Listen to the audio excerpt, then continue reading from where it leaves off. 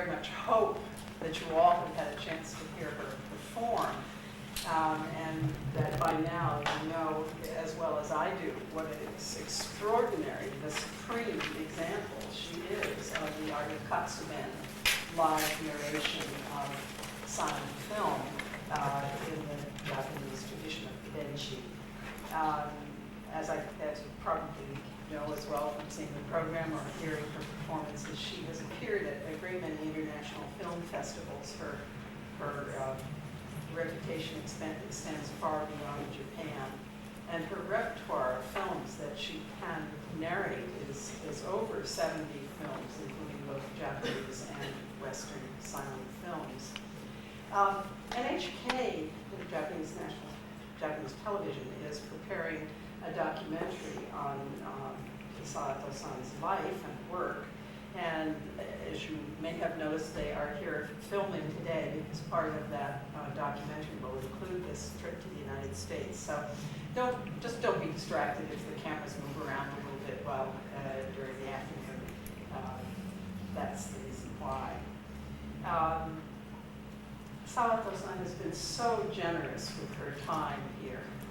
She has performed 3 different programs, 4 different films, performed on Friday, performed on Saturday, performed on Sunday afternoon, took part in a panel discussion noon today for a film studies class, and still has the energy to be here this afternoon at the Center for Japanese Studies, where I know that some of you are film buffs and film specialists, but I think also this is a particular opportunity for us to think about her performances as what they are, which is in part a modern, living, vital representation of the tradition of oral storytelling and the various techniques of oral theatrical performance in Japan. So for me, hearing this absolutely extraordinary vocal actor is a marvelous opportunity to hear echoes of earlier forms of oral performance or vocalized performance in Japan as well. In an interview that is quoted in the program notes for the films that she was narrating, Sato-san is quoted as saying that what she tries to do is to slip into the time frame and the mood of the film, whether it's the Edo period or 19th century France, and give a vocal performance that comes naturally to that mood. I was not able to see all of the films that she's narrated, but having seen Taki no Shiraito, I must say I did feel myself in some ways transported back to the Edo period, or to Meiji at least, in watching this performance.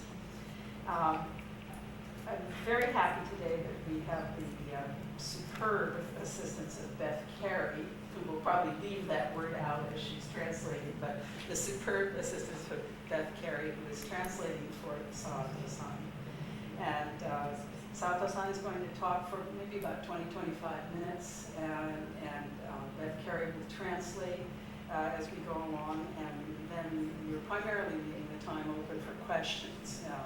This is an opportunity for a discussion with Sato-san. And then following this, there will be a nice reception hosted by the Center for Japanese Studies. So please welcome Sato.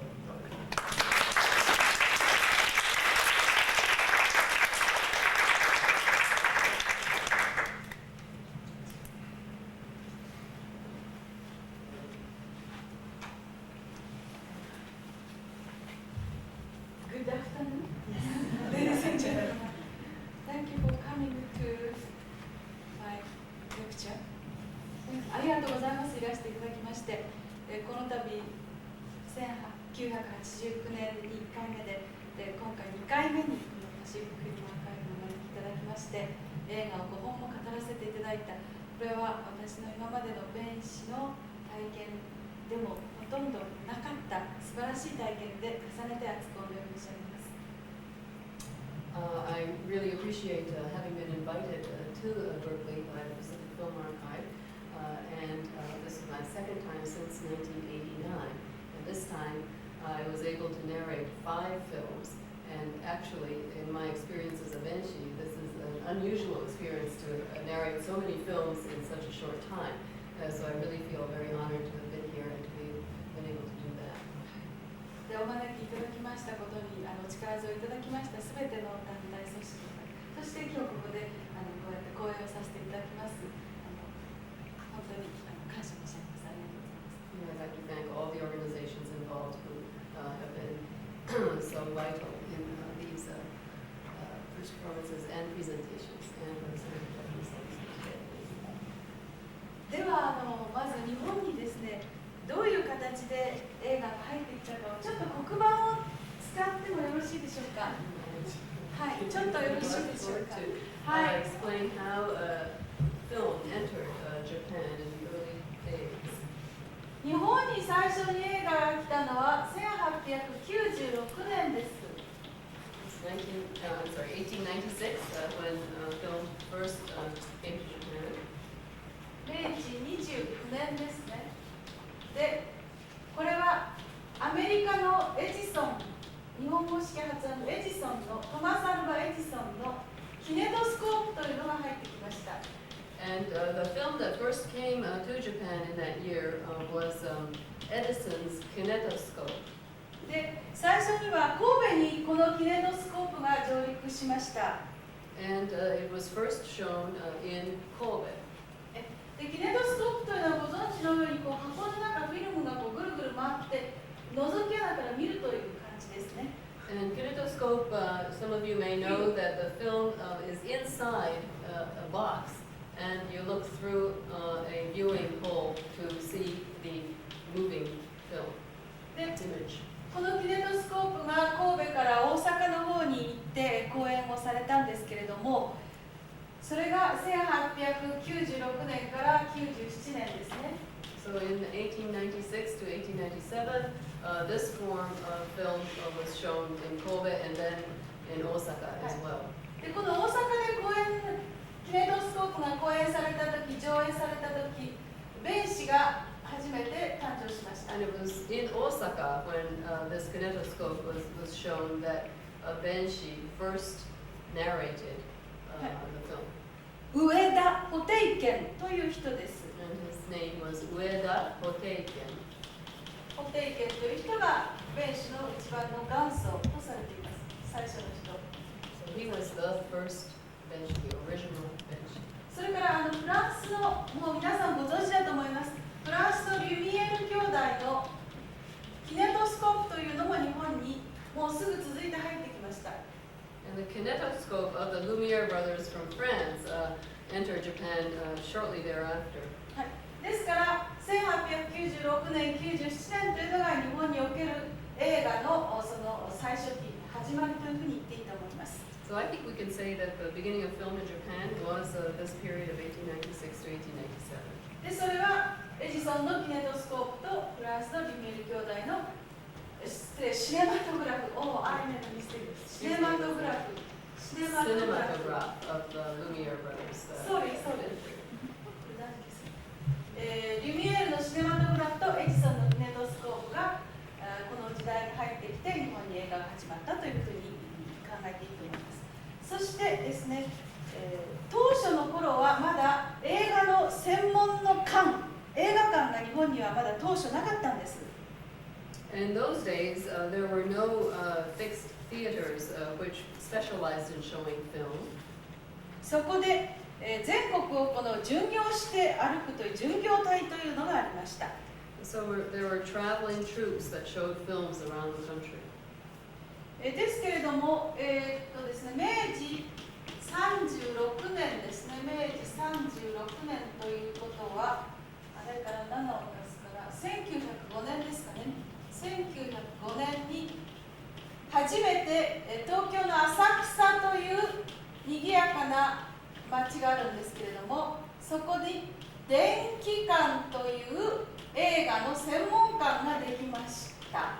In 1905, Meiji 36, a fixed theater called Denkikan, Electric House, Yes. mansion, was built in Asakusa, in a lively area of Tokyo.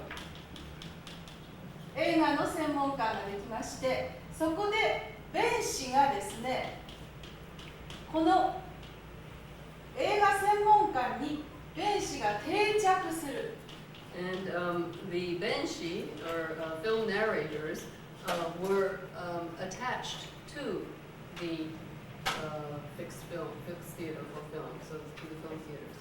それで全国に映画館ができ始めまして、そして弁士の数がだんだん増えていって、で、1919年から1932、3年ぐらいまでが弁士の華やかな時代というふうに言っていいと思います。And from this one theater in Asakusa, many other theaters were established throughout the country.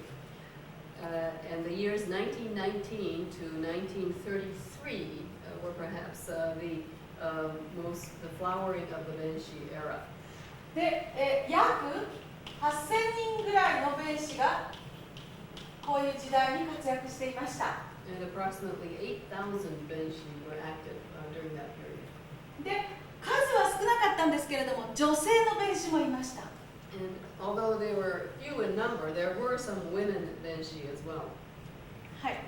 で、ですね、そういう形で弁士のたくさんになって、それで弁士もこの映画館に所属して、で、お互いに芸を競い合っていました。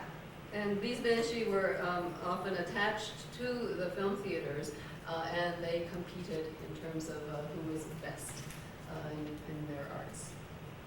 で、いろいろな語り口の弁士がいました。例えば、そうですね、お春や春春南方のローマンスとこういう語る人がいるかと思うと、もっと静かに、その時彼はドアを開き、右の足と左の足を互い違いに進めると、前方に向かってと、そういうふうにですね、静かに語る人、いちいちせず、うわーっと語る人といろんな語り口がありました。There were very many different ways of narrating.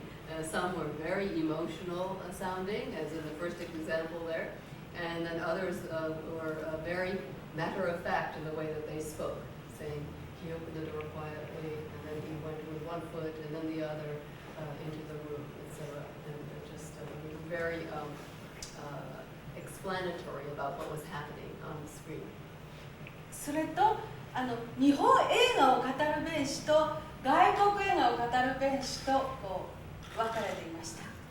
And there was also a group of benshi who specialized in narrating Japanese films, and another group who specialized in narrating Western films. で、このですね、ですからちょっと図画です。当時の映画館、活動写真と映画は呼ばれていました。In those days, films were called moving pictures, or 活動写真。 活動写真と呼ばれてまして、それはですね、こういう形ですね。中心にスクリーンがあります。So in the center would be the screen. で、こちら手前が客席ですね。This would be the audience. ここが舞台というふうに考えてください。そしてこちら側に客席から見てこちらに弁士がいるんです。On the left-hand side would be the benshi. で、こちらに音楽の人が、 And on the right-hand side would be ミュー the ジシャンがここにいます。で、大きな映画館になるとオーケストラボックスがこの舞台の下にあるんですね。In large movie theaters, there would be an orchestra box in front of the screen. で、そういうふうになってまして、必ずそのスクリーンがあって弁士がいて、そして音楽というような形で当時の日本における映画活動写真は上映されてました。 So this was the manner in which films were shown in Japan in those days.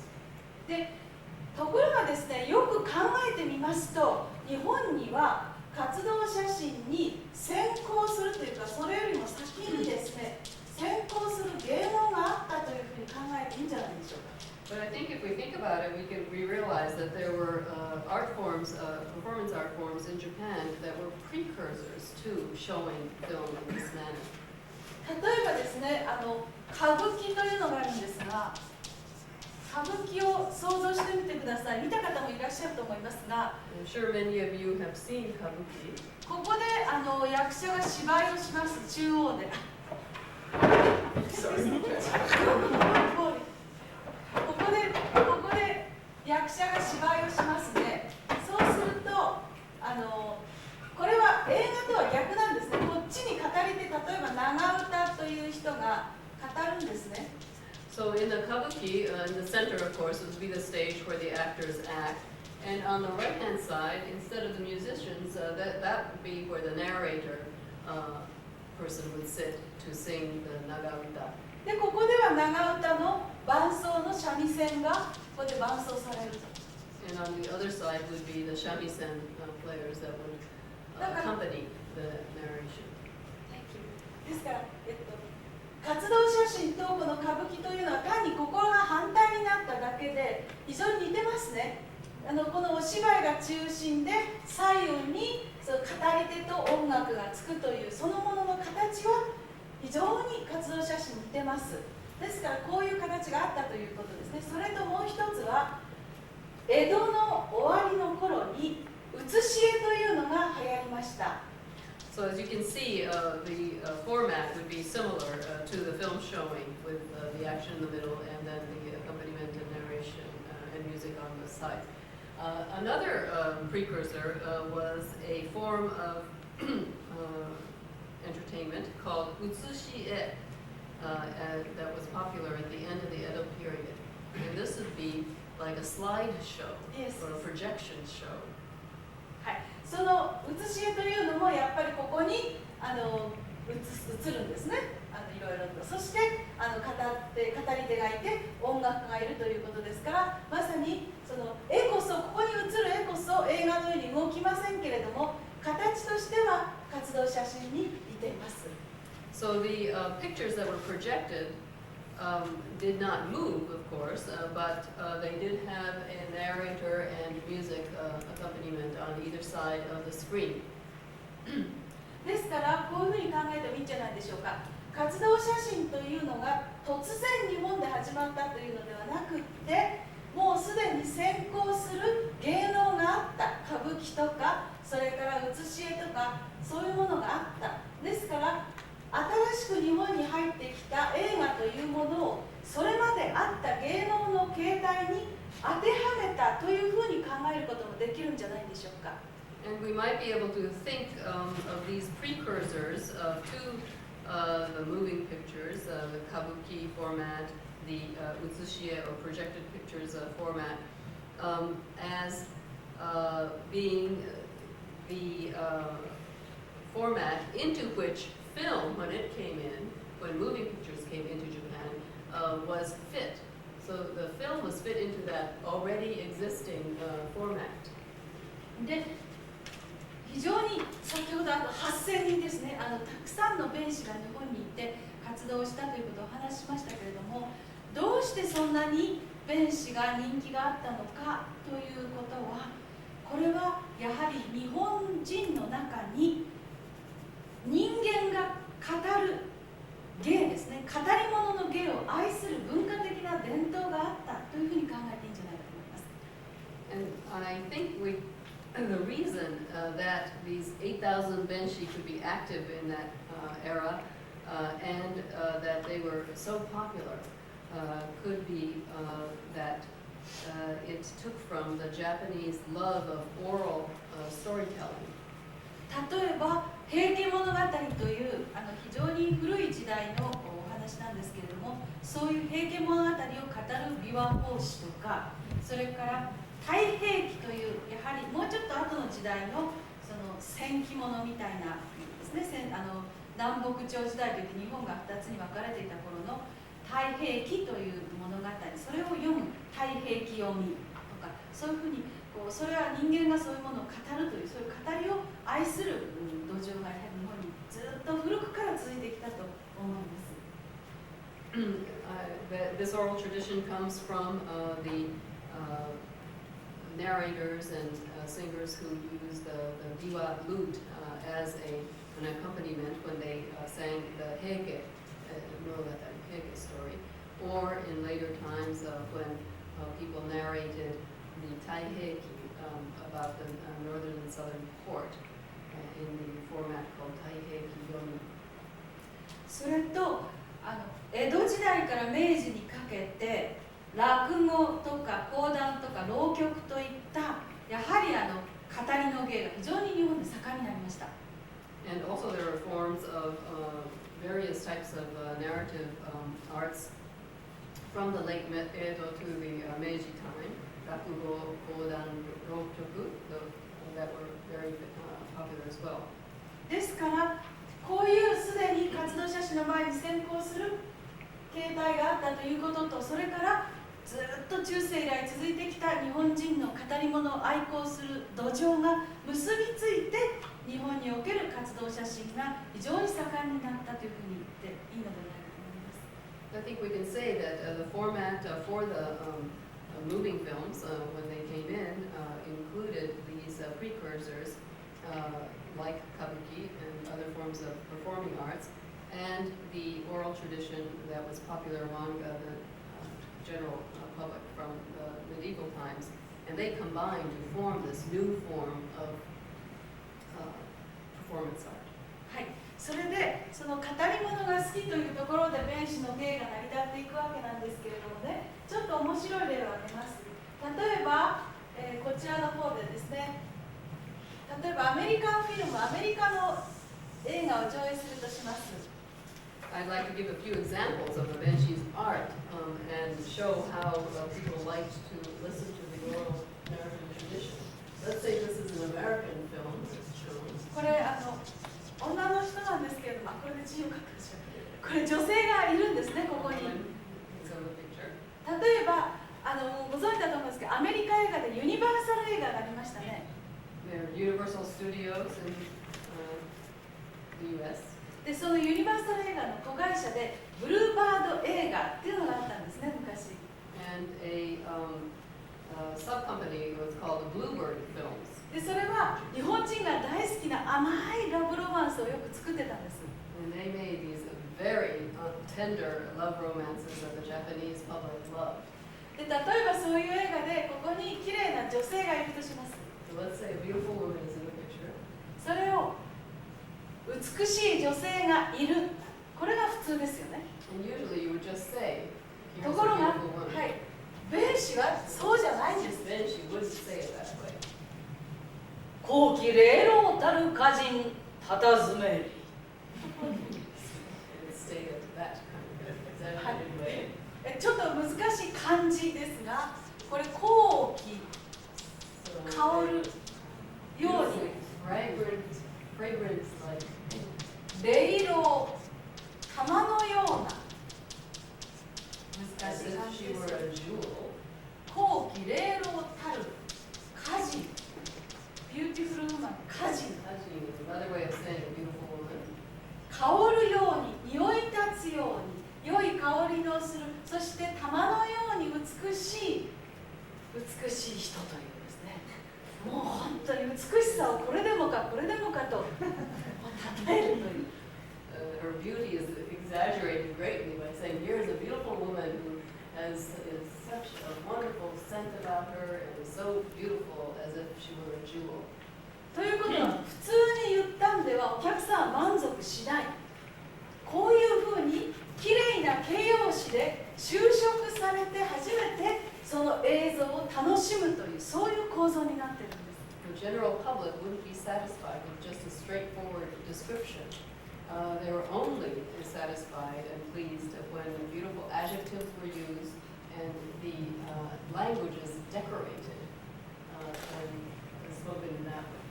で、こういう形容詞、美しい形容詞とか重厚な重々しい形容詞とかそういう形容詞を弁士は工夫をしてその美しい言葉というのを競い合ったんですね、お互いに。 So the Benshi would try to think of the best words to describe the loveliness of the woman or the seriousness of the moment.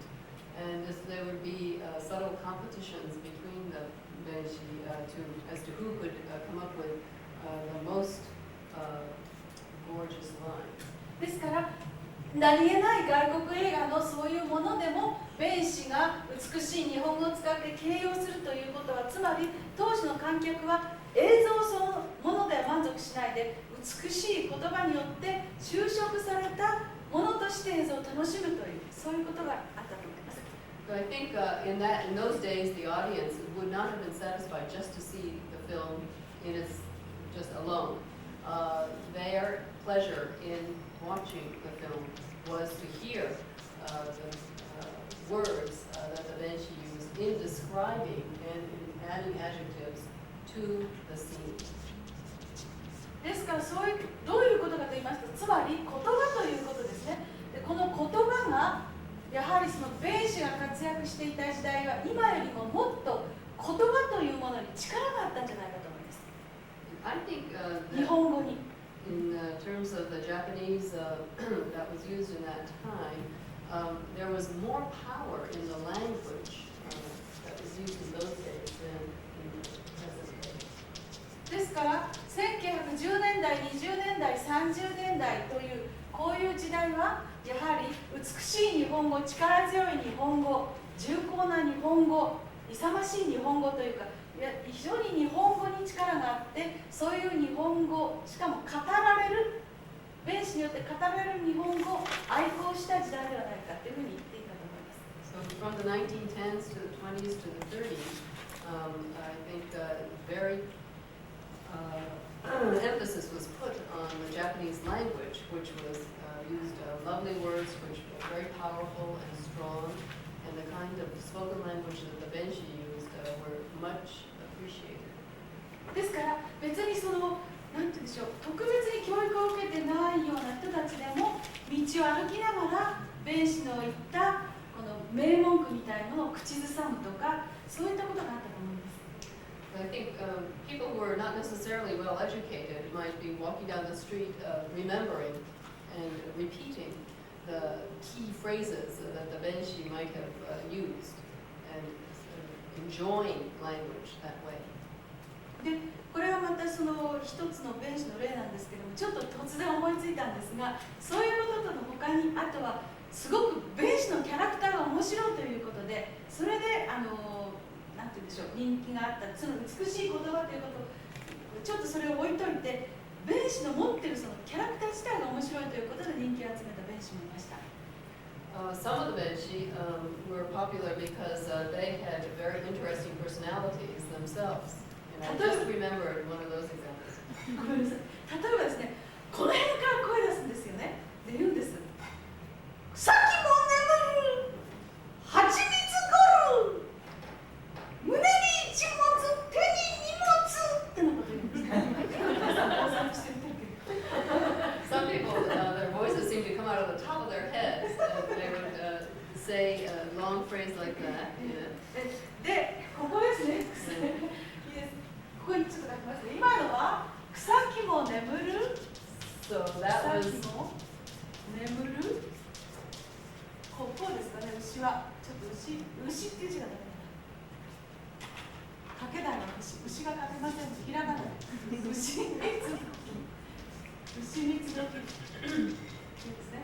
これは草木も眠る牛蜜時って言わないで、さっき蜂蜜時って言いましたよね。So this is just a play on words where they're putting different words into the phrase should be the third hour of the ox, at which hour when even the grasses and trees are asleep. But he made it Hachimitsudoki, which is the time of honey, the hour of the honey. これシャレなんですね、言葉のシャレ。 So it's a punning type of situation. で、また面白いのは草木も眠る牛蜜、草木も眠る牛蜜時とこう言うんですけども、また別のタイプではこの牛蜜時というのはだいたい午前2時から4時ぐらいですよね。So the time frame is about 2 a.m. to 4 a.m. だから普通に言えばそれは午前2時、それは夜の午前2時ですと、ただそれだけ言えばいいのに、ここでも形容するんですよね。草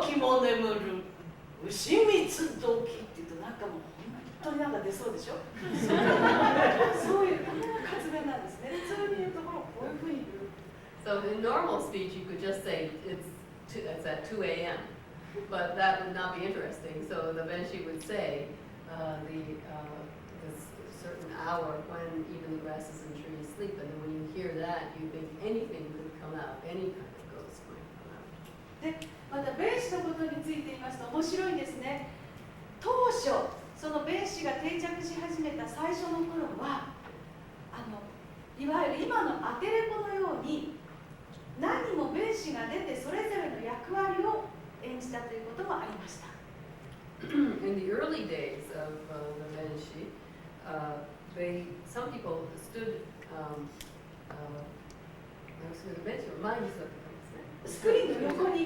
beside the screen and spoke.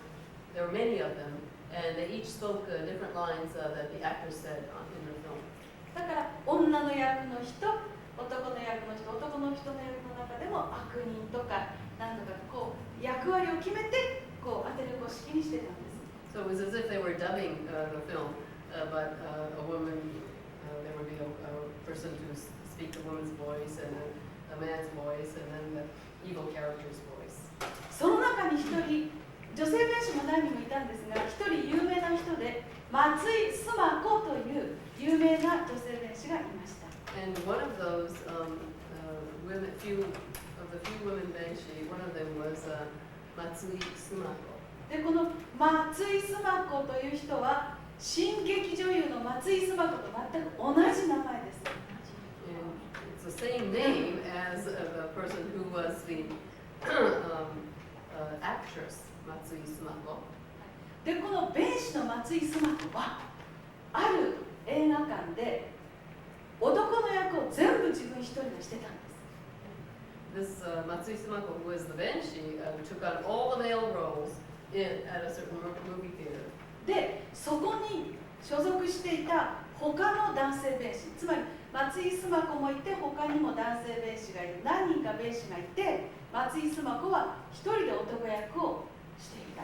で、他の男の弁士は手分けをして女の役をしていた。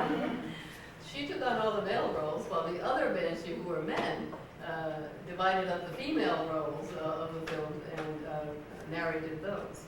そういうふうに今だったらこうジェンダーとかいろんなもので今を先取りするようなことが当時行われていたこともありました。 So there are some cases like that where, as we decide on what kinds of roles different genders should play, they were already doing that in those days. They were sort of ahead of their time.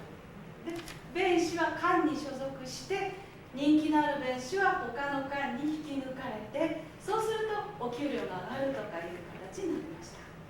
So benshi were affiliated with certain theaters, and then if they were invited by another theater to go there, then they might get a higher salary if they went to the theater. はい、で、そういうことで非常に人気のある弁士は当時の首相よりも高い月給をもらっていた人もいました。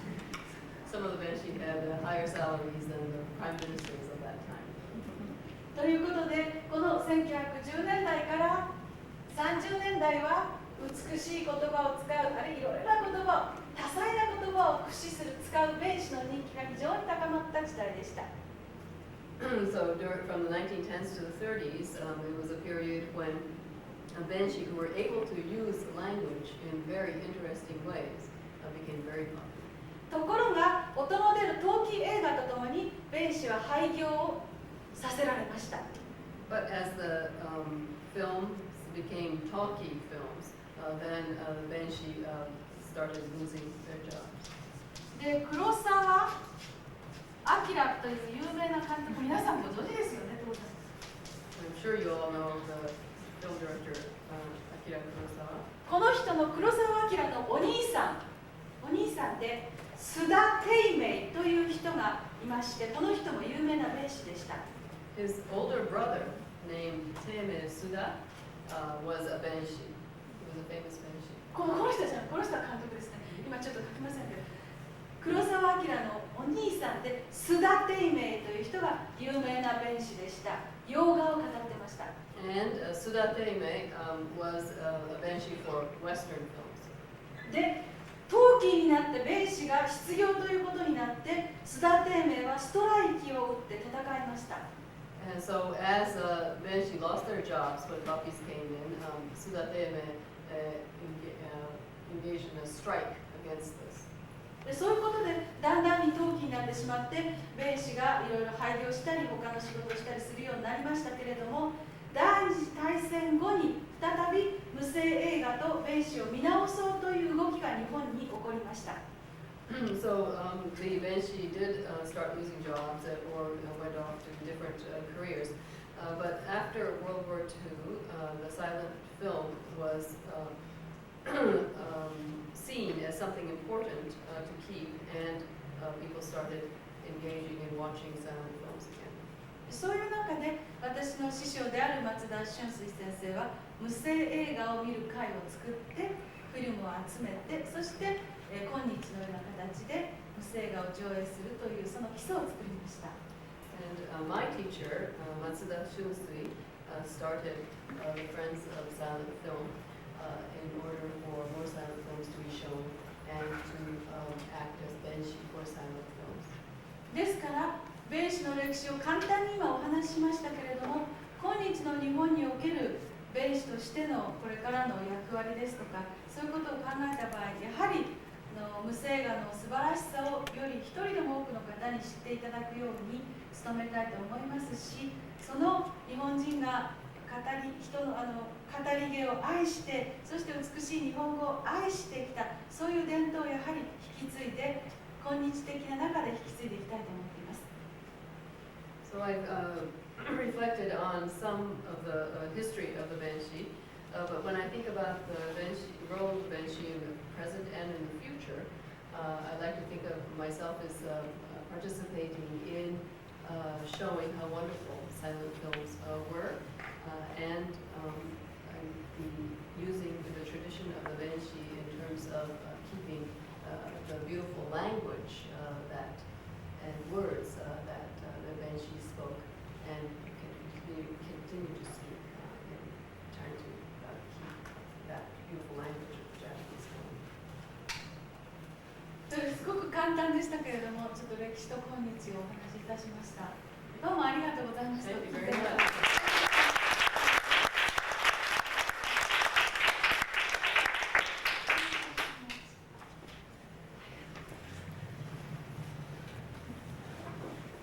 Thank you very much. Thank you so much. Stop. I want to open the floor for your questions. I'll call on people. Who's got a question? 私も弁士になりたいんですけど無理ですか？ぜひぜひ。正直に言うと普通の人がそんなに簡単に弁士になりますか？そう、まずね、映画が好きなことが第一条件じゃないでしょうかね。やっぱり映画を愛してくださる方になってほしいなと思ってます。でも映画も好きですよね。あ、じゃあもうどうぞ明日から。連絡します。じゃあ PhD をもらってやると。So in order to become a benshi, I think first you have to really love films, but and then you can start thinking about becoming a benshi. I understand that Matsuda Shunsui was also a child benshi. Yes. And I'm wondering if there were other children benshi. 子供の弁士も当時数は少ないんですけどいたそうですよ。 Not too many, but there were a few children who were benshi. Can I just ask, this means he was performing when he was a child, not that he was performing the voices of children? 彼が子供の時に弁士として応援してたんですね。そうですね。子供の声をやるんそうですじゃなくて。そうでその他に加える関係説明の時に子供のね弁士が出て子供の声をしたっていうこともありますし。 And there were other instances when child benshi were doing the narratives and certain dialogues for children. だから一人で語ったという子供の弁士は非常に少なかったと思います。 I think it was probably rare that a child benshi would narrate the whole film. It would be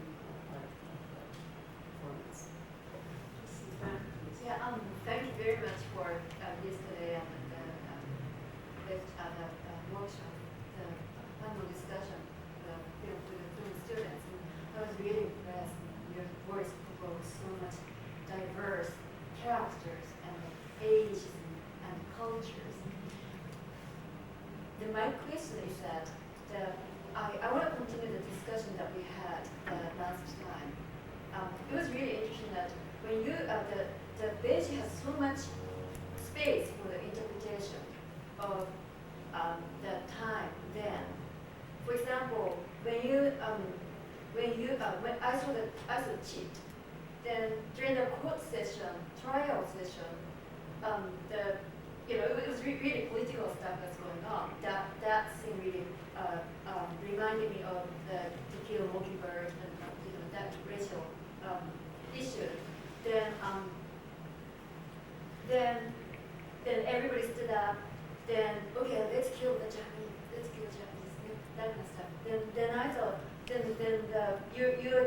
mentioned that okay, be quiet.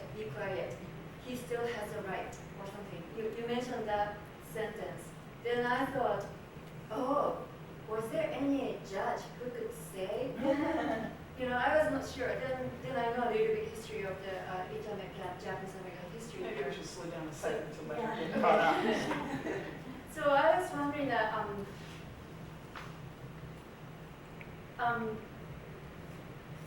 how when you bring the films in the 1910s, 20s, 30s, so much political incorrectness was going on. Then now we are living 2000. Then there is a space that you could interpret or say extra things as a person who is living here right now. So when you interpret the film then bring them to now, I wonder how are you for me it's kind of strange that you just bring it as the person who might have lived in the 1920s and 30s. We are living right now. The audience is not the people who lived in the 20s and 30s. So I'm just kind of curious, what would you have in your mind in the future to keep your audience in your mind who have a political consciousness which is different from the audience in the 20s?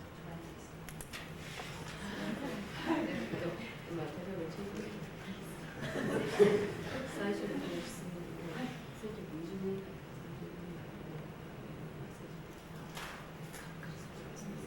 現在というと非常にですから現在におられる澤田さんがその頃のいわゆる良くないそういう政治的な状況を現在の政治的な考えを取り上げます。その時のそのままにしようとしますから、その時のままにしようとしたら、現在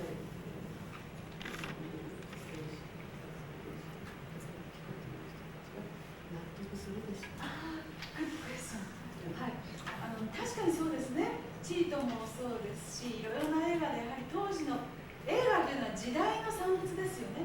その当時の政治的、社会的、文化的状況の中で生み出されたものですから、その影響を色濃く受けています。で、時を経てみた場合に首をかしげることも多々あります。で、この先なんですけれども、私はしかしあえて当時のその監督の意図を尊重して、あえて今の視点では見ないという、今の人間ですから当然その今の視点というのはどっかに入ってくるかもしれませんけれども、その通りに例えばある種ちょっと差別的な言葉がそのところに出てくるとしますね。でもそれはそのまま読むんです。で、ただしですよ、前説で映画の前の解説でこれはこういう政治的社会的文化的状況のもとに生み出されたそういうものであるということで、今日の視点から見るとおそらく皆さん方に納得できない部分もあるかもしれないけれども、ベイシとしてはこういうもの、その時代の産物を今につなげたいということですから、まずその通りにするんです。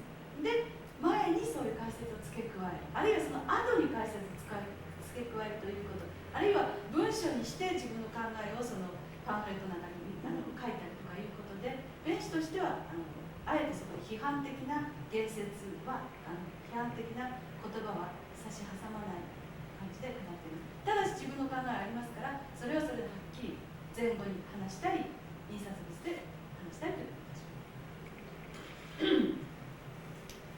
As you mentioned in the Cheat and other films, the films are products of their period, the economic, social, political background of that period.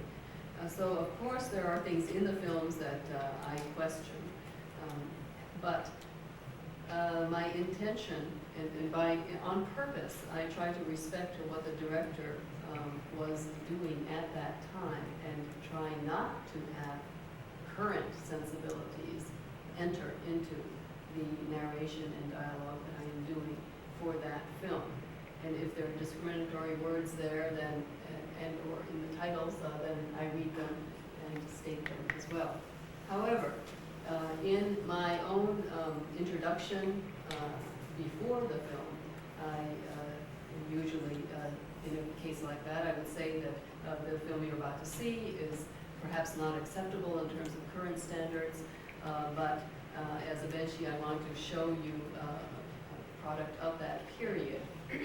But these are not necessarily my own political views that I will be stating as I do the narration. Or in some cases, I might write it in a publication or a pamphlet that goes along with the film. So, of course, I have my own opinions, and I can critique in that way. But during the performance, I try to stay true to the intent of the director at that time. その方がかえってその映画が時代の産物であるということが浮き彫りにされるんではないかと思うんです。逆に。で、昨日、滝の支配とウォーターマジシャンの時もちゃんちゃん坊主って出てきましたね。あれはいけないんです今、ああいうことは絶対に。ところが言えないんです。普通には日本では。しかし字幕に出ますから、それはその通り言うことによっていかに日本が当時、今もそういうところが多々あるんですが、そういう差別的な言説を使っていたかということ逆に浮き彫りになりますので、その通り。 And I think that by showing the films and narrating them as a product of the period, it highlights the fact that it was discriminatory then. A phrase like "chanchan bozu" is something that we can't say in Japanese now. It's considered very derogatory. But it's right there in the intertitles, so I read it as it is.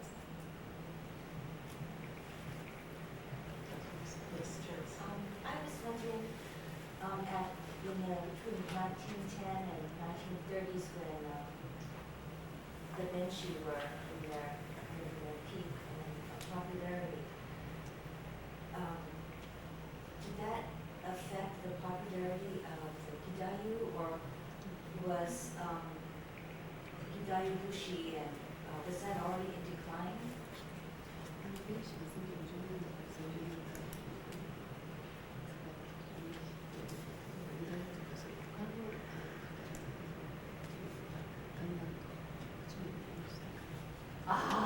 Good question ですね。確かにもう本当にもう弁士の人気、弁士の語る無声画の人気はとってもすごい力を持ってたんですよね。ただなんて言うんでしょう、義太夫というのも江戸から明治、大正、昭和となるにつれて誰だろう。直接活動、弁士の芸の影響かどうかは知りませんけれども、やっぱりだんだんなんて言うんでしょう、例えば義太夫を習う人の人口とかそういうことも含めて勢いがだんだんなくなっていったような気はするんです。ただそれが直接弁士の芸の影響かどうか、そちらに人気を奪われたとかそういうことかどうか、ちょっともうちょっと分析してみないとわかりませんけどね。Of course, the benshi were so popular, and silent films were so popular among the general public in those decades that of course, during that period, from the end of the Edo to Meiji to Taisho to Showa, in those decades, the Gidayu did decrease in terms of the number of people studying it, number of people practicing it. But I don't know if we can say that it's because the Benshi were popular that the popularity of the Gidayu declined. It may be other reasons as well. I think there needs to be more analysis before we can say. I really thought of that in a specific detail. You mentioned that there were some women Benshi in the early period of Benshi. Not a lot, but some. And this was also around the time, or a little after the time, that Onna Gidayu, women chanters in Gidayu were popular. So I wonder whether that might have, well, two things. One is I wonder if that helped pave the way, open the way for women chanters as Benshi. But also I wonder whether any of the women Benshi or any of the Benshi in general might have performed as Tayu in the Bonfunaku before becoming Benshi. そもそも同じなんだというのがですからその同じなんだったということが練習になるということで鉄鋼というかそっちの方に入っていくっていうことの基本になったのかとかそれと女練習の方も義太夫として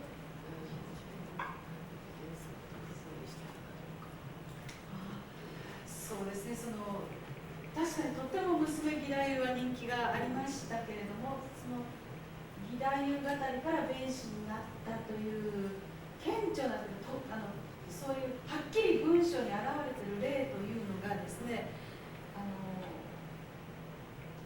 というのはやっぱり圧倒的に弁士は男の人が多かったじゃないですか、男の人が。ですからその女性弁士についてはさっき言った松井須磨子のような特徴的な人以外はちょっとその弁士になる前の職業とかどういう人が弁士なんだかという精密な検証というか調査が行き届いてない面があるんですね。でも先生がおっしゃったように娘義太夫語りが弁士になったこともあるとは否定できないと思います。でまたその逆の例もあったかもしれないということですみません、かもしれないというそういう領域が出ないんですね。I can only say that perhaps there were cases where the Onna Gidayu or Musume Gidayu turned into Benshi or vice versa. But unfortunately, the overwhelmingly greater numbers of males makes it hard to know specific facts. So, I'm sorry.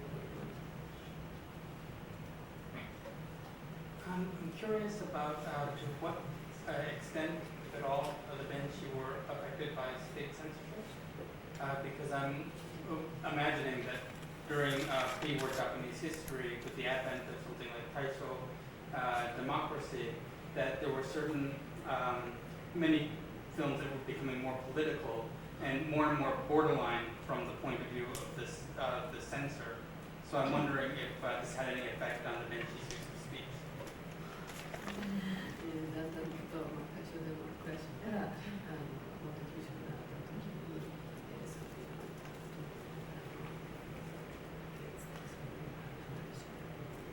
多分映画は少し政治的にそうですね、1920年代の終わりに治安維持法というそういう思想的な取り締まりの法律もできまして、自由な考え方をする人、左翼的な考え方をする人というのが弾圧されたんですね、非常に。で、映画はですからもちろん検閲がありまして、例えばオロチという大好きな作品があるんです、時代劇。これはもともとはブライカンでバーバロンとかブライカンというタイトルなんですね。ところがブライカンというのはいけないと、要するに不真面目であると。でブライカンというのは反逆的でしょ、アウトローだし、そういうのはとんでもないと、お上に立てつくような存在はとんでもないということで、オロチの現代元のタイトルがブライカンだったのにいかんと言われたんです、検閲で。それでオロチというタイトルにしてしまったというくらい、もう当局の取り締まりがすごく厳しかったんですね。ですからそういうようなシーンを盛り込むとすぐカットされちゃうんですよね。で脚本を事前に当局に提出してこの大丈夫撮影していいというようなこともありましたし、非常にその検閲厳しかったですね。はい。In the late 1920s, the public preservation law came into force. So free thinkers and leftists were quite severely controlled and oppressed. And one of the examples of censorship that I can cite is that the film that we now know is Orochi. I think in English it's called The Serpent. Sometimes? Sometimes it's called outlaw too. Oh, The Outlaw, The Serpent. It was originally the title of the film was supposed to be Buraikan. Buraikan means vagabond or outlaw. But the authorities said that that was no good because that indicates a kind of rebellious or anti-establishment kind of nature. And so the title even had to be changed for the film. The censorship was quite strict. Scripts often had to be submitted before the film was made to be okayed by the authorities. So there was quite a censorship. にもかかわらず1920年代の終わりから30年代の初めぐらいに左翼的な傾向を持った映画が日本で作られたんです。中時旅日記といって土曜日に上映した映画の監督の伊藤大輔も左翼的な傾向を持った映画を作ってましたし、辻吉郎という監督もそうですし、内田トムという監督も何人か左翼的な傾向を持った映画を撮ったんです。でそういうこともありましたけど、検閲でズタズタに切られたりとかいうことありましたけれども、やはりその当局の弾圧にめげずに現代劇で撮るとすぐズタズタに切られちゃうだろうから、時代劇で過去の時代に時代設定して、そこでごよってお上が来るとそれに歯向かうチャンバラみたいな形で、そういうふうにして反抗精神を表したりとかいうことで、その自由を求める映画人たちがそういう映画を作った時期もありました。Despite this, in the late 20s to the early 30s, there were some leftist leaning films made. The film that we showed a couple of nights ago, The Diary of Chuji's Travels, was made by Ito Daisuke, who made quite a few of these leftist type films. And another director was Tsuji Kiichiro. Kichiro. And Uchida Tomu was another such director. In many cases, their films were cut severely by the censors. But their format often was to avoid placing their dramas in the contemporary setting, because that would be too obvious and too much under the censorship, but to set them as period pieces, and then have a whole bunch of sort of outlaw type people being oppressed or being arrested by the authorities, and that kind of struggle. Show it in that way. ウォーターマジシャンの溝口健二もそういう映画を1本ぐらい作ったこともあるんですよ。はい、And Mizoguchi Kenji, who directed Taki no Shirai or the Modern Edition, also at least has one film that was quite leftist. I was wondering, how many times would a film be shown before it's retired? Would the bench be physically tired of doing the same show over and over again, or would the experience of performance be different depending on the audience response? I know that in Kabuki or in Rakugo, the audience sort of yells back at the stage, but I was wondering whether the audience would actually talk back to the bench itself or to the screen at that time.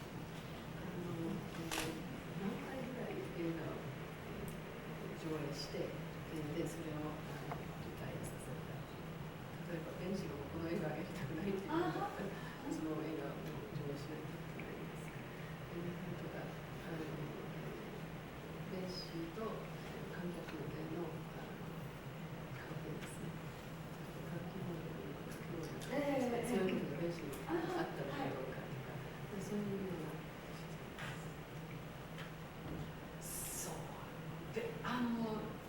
午前中のところでも教室でもお話ししたんですけど、弁士っていうのは基本的には作品は選べないですよね。次から次に来るんですよ、作品が。1週間ごとに番組が原則としてですよ、映画館変わる例外はもちろんありますが、どんどん来るわけですから、それをこう見て台本作ってっていうことですから、やりたくないって言ってはいられなかったんじゃないでしょうか。だからやっぱりとしかお答えようができない、お答えすることができないんですよね。あとはもう一つ、その掛け声ですけどかかったんですよ、もう本当に。それでチャンバラシーンってこうやってやってますね。相手が大河内伝次郎がこう養生地を切りまくるというと、その映画に対しての拍手と、それを語ってる弁士の名調子に対しての拍手と、それから例えばそれを語ってるのが谷天禄かなんかだと「お谷!」とかですね、そういう掛け声をかけるとか、非常にこうお客さんとの間に緊密なね、連帯感がありました。I don't think the Benshi were able to choose which films they would narrate. In those days, the film theaters changed their program almost on a weekly basis. So after 1 week, another new film would come. They would have to write the script for it and then perform it. I think it was just whatever was needed at the time, or whatever the theater was showing, the Benshi would have to perform. In terms of the yells from the audience, yes, there were those in certain critical scenes, like the scenes where Ogochi Genjiro would be flailing away with a sword. There would be encouragement to him on the film and to the Benshi. A famous Benshi like Tani Tendo would get lots of calls saying, "Oh, Tani." And so there was a very close relationship and association between the audience and the Benshi. そうだと思いますよ。歌舞伎もね、高麗屋とかね、いろいろかけますからね。そう。やっぱりそういうお芝居ってそうじゃないですか。舞台のそれは So I think it is an extension of the yells that people do for the kabuki performers or for stage performance in general.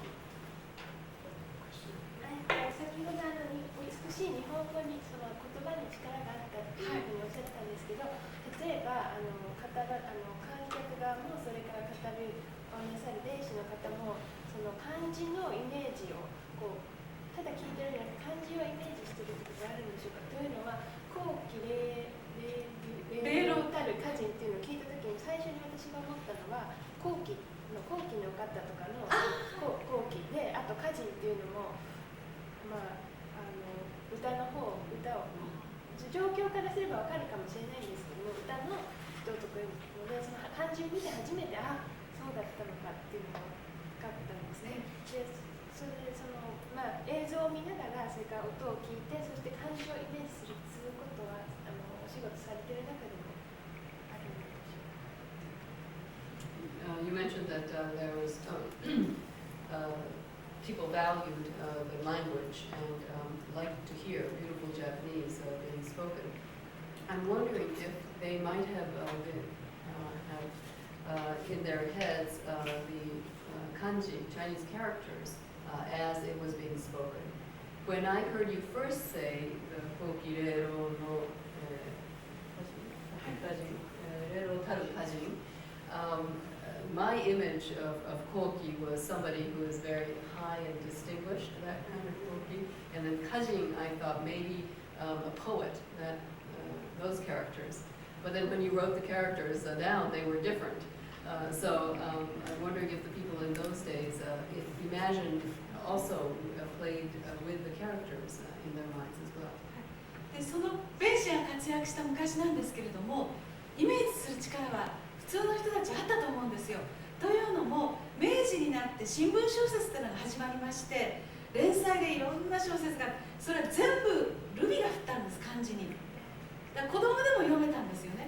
そういうことで難しい漢字を小さい頃から読んで、ですから観客の場合に十分イメージする力があったと考えていいと思うんです。I think the general public did enjoy imagining kanji characters while watching the plays. From the Meiji period on, there were serialized novels in newspapers, and the newspapers had the readings of the kanji right next to it. So even a child who knew, anybody who knew hiragana would be able to read, and then by extension sort of see what the kanji was that went along with that sound. So I think people did enjoy the characters as well. で、私その昔のね、若い人たちが書いた文章とか古本屋さんに売ってるんで読むんですが、当時の女子学生で女子の高校生、15、6、7、8の人たちの書いた文章がものすごく綺麗なんですよ。で、私なんかはわからないような、普段使わないような、もうすごい雅やかなね、優美な日本語を連ねて、それで恋文、女子高生が女子高生に当てた恋文とか、もうすごく美しくて見てるだけでももう感動してしまう。つまりとってもその言葉に対してのレベルは今よりもっともっと昔の人たちあったと思います。I came across a book that featured what young people wrote in the past, in those days. And high school girl students, age 15 to 18 or so, and what they wrote. And their use of language is beautiful and very elegant. And the love letters that they wrote to each other are very touching. So I was very impressed with the level of language, and I realized that their language level is much higher than the present day Japanese language level.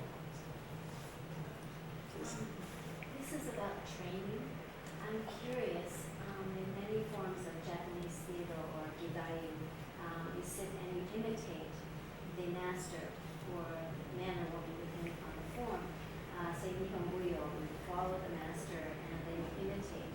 And slowly you change the style. I'm curious, did you watch, are there old films of Benshi, or did you sit with a master and then imitate his or her voice?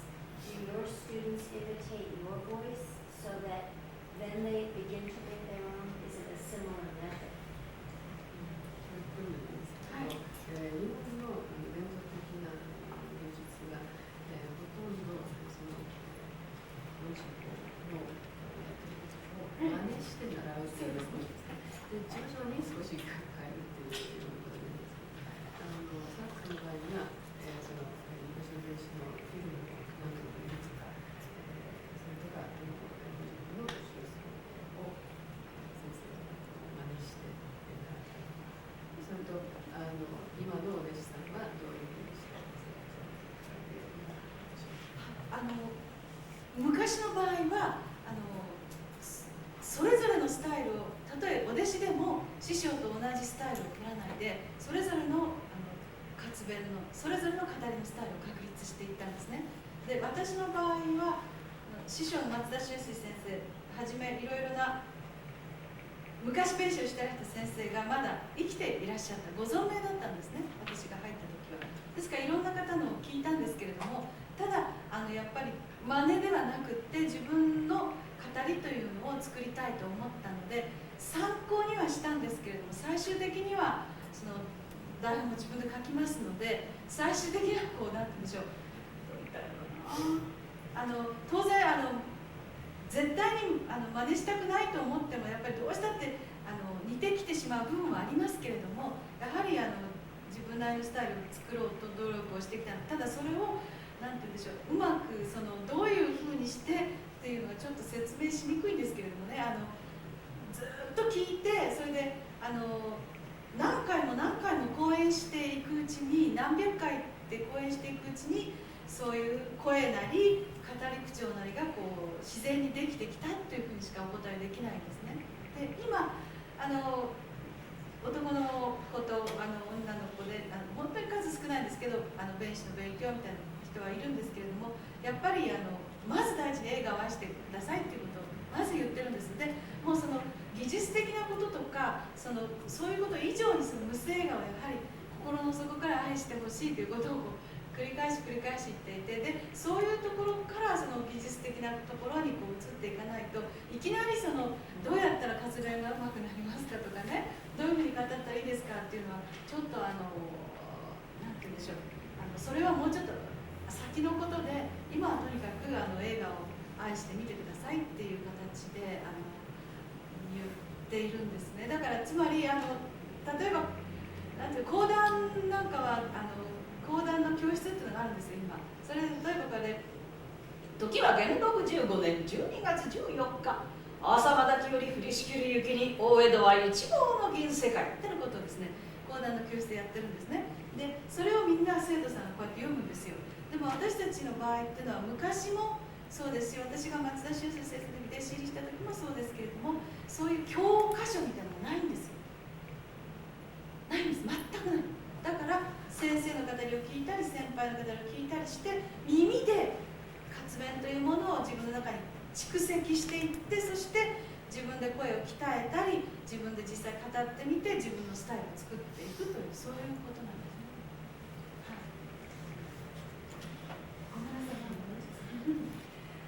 I think even in the old days, the benshi did not follow and imitate their master and become benshi in the same vein. They each tried to develop their individual styles. And my teacher, Matsuda Shunsui, and several other people who had been active as benshi were still alive when I started my studies. So I heard many different people's styles. But it wasn't for me a matter of imitating. I use their work as reference, but I write my own script for the performance that I do. So ultimately, after doing this many times, several hundred times over, then I feel like I've been able to develop my own style, or it comes out naturally from me. Of course, even if I try not to imitate, maybe some of the influence still lingers in my work. There's one young man and one young woman who are studying with me, and what I've told them is that first they have to love silent films. That's the basic standard for me. And then rather than talking about technique, then I tell them that they just have to really love silent films, and then the next stage would be, how to narrate and how to become better. So I tell them to watch many silent films. And the example I just gave of the kodan narration, where people study kodan and there's a text and they follow what the teacher does. In terms of benshi, we never had texts to be able to do that. We accumulate our knowledge through listening and with our ears, and then develop what it means to be a katsuben or benshi and do the narrative. I think even this the enormous energy that Samato-san obviously enjoys gets to have a break in the reception. And so I want to thank her so much.